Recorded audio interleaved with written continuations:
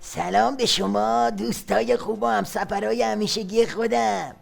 میگم این ولی فقیه آخوندا این روزا افتاده به روزخونه زنجیره‌ای. یعنی هر 2-3 روز یه بار میره بالای منبر و یه ناله‌ای میکنه. حالا جدیدترین حرفای عظما رو بشنوید که ترس و وحشت از اوضاع انفجاری جامعه همینجوری داره قلقل ازش میجوشه. رهبر انقلاب به موضوع اخیر حقوق‌های کلان اشاره و تاکید کردند این موضوع از استثناهاست و اکثر مدیران دستگاه‌ها انسان‌های پاک دست هستند. 2 جمله گفت 6 سوتی توش بود. اگه حقوقای نجومی استثناست پس چرا بالا تا پایین نظامتو پر کرده؟ این چه استثنائیه که از شرکت بیمه تا شرکت نفت و بانک‌ها و همه جا رو گرفته؟ بعدشم اگه اکثر مدیران پاک دست هستن پس اینایی که دستشون رو شده دزد و اختلاسگرن دیگه. یعنی حزما اومد ابروی قضیه رو درست کنه، زد چششم کور کرد. ایشان خاطر نشان کردند این موضوع نباید شامل مرور زمان شود، بلکه باید حتماً به صورت جدی پیگیری و نتیجه آن به اطلاع مردم رسانده شود.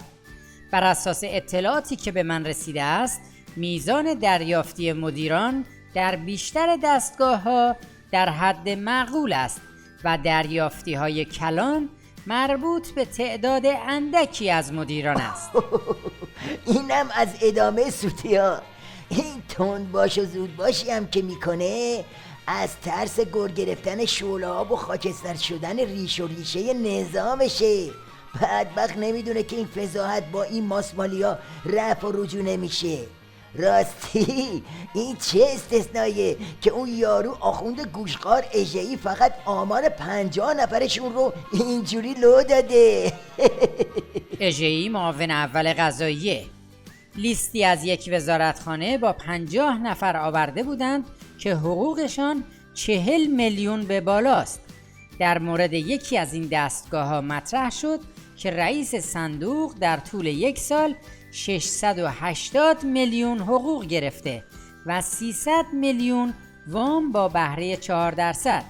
شنیدم رهبری وارد شدند، گفتند مسئولین باید زودتر وارد شوند تا مردم به همه بدبین نشوند. بله این بخورا بتونه کاری و ماسمالی بر نمیداره. قضیه خیلی بیخدارتر از این حرفاست. سخنگوی دولت شیخ‌فری میگه این دزدی‌ها همش قانونیه. بابا چه قانونی. نوبخت رئیس سازمان مدیریت و برنامه‌ریزی کشور با عذرخواهی از مردم بابت دریافت حقوق نجومی مدیران گفت متاسفانه آنچه موجب شد که دستگاه‌های اجرایی بتوانند پاداش‌های غیر متعارف پرداخت کنند مجوزهای قانونی است. بفرمایید. اینم از دزدی سیستماتیک بر اساس قوانین نظام ولایت. وقتی مدیرای پایینی اینجوری میخورن و اینجوری میدزدن شما دیگه خودتون حساب دزدیای شیخ‌فری و کوسه و خامنه و باقی سران نظامو بکنید. بعد وقتی اینا رو بذاری کنار وضعیت زندگی مردم اون وقته که معلوم میشه چه آتش فشونی تو راهه. بله.